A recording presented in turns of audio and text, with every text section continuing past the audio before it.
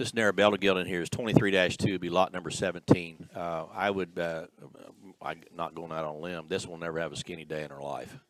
That one is very three-dimensional, very stout. That one looks like an outlying a breeding piece. It looks like a breeding hog that would be a generator. Looks like one that could crank a boar in another year. And still be one to be right in the ring. And again, feed her right. Just whether you like them stout and dense or skinny and green, whichever, just feed them accordingly. Let the pig tell you kind of whether you're doing on the right program or not. This one here's not going to have to be fed real hard. Probably be a little better, slowed up a little bit. That one there is very, very bold ribbed, very heavy structured, stout skull, breeding hog skull, box inner center. Got a great big square hip, working in her with a great big kind of a hind leg and is able to flex and go. She'll be the three-dimensionally stout one that's going to impress you. Man, that is a big set of limbs with a huge set of paws with very good pasterns, and that hasn't always been the easiest thing to do.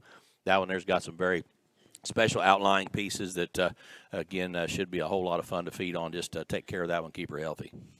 Yeah, I always get these guys that, like Jim said, however you like to feed them.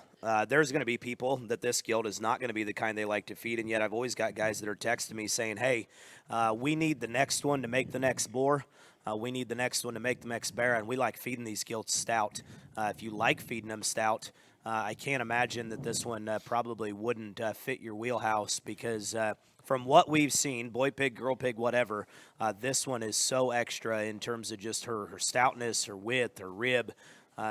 Huge, huge, huge feet. I mean, this thing's front arm and front foot is very big. There are full-grown market hogs that legs don't come that big still here today in the show world, and yet I think this gilt could show as a market hog. I mean, obviously there's people shopping for them, but to be honest with you, I can envision a lot of the very stout, very dense, very rugged boar pigs, Livermores that brought out and sold for a lot of money over the years. I can't imagine their moms didn't look like this as babies.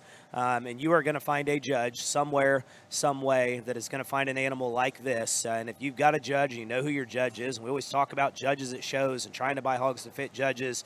I don't do that. I probably just buy the ones I like. If you've got a judge that likes some stout, likes some extra, likes some burley, there is no doubt in my mind you are going to be hard-pressed to find one that is any stouter than this at this size. And I'll tell you, it's not out of check either. I mean, this gilt's not bad in her skeleton by any means. Her posture's good.